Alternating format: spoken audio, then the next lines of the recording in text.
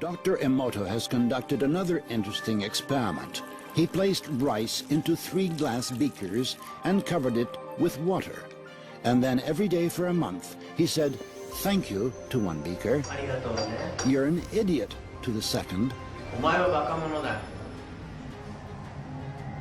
and the third one he completely ignored.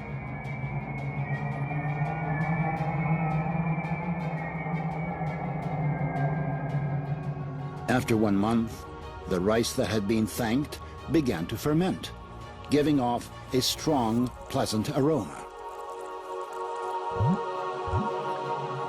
The rice in the second beaker turned black,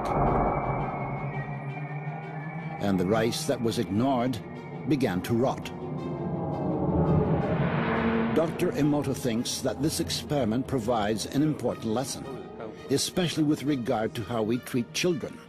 We should take care of them, give them attention, and converse with them. Indifference does the greatest harm.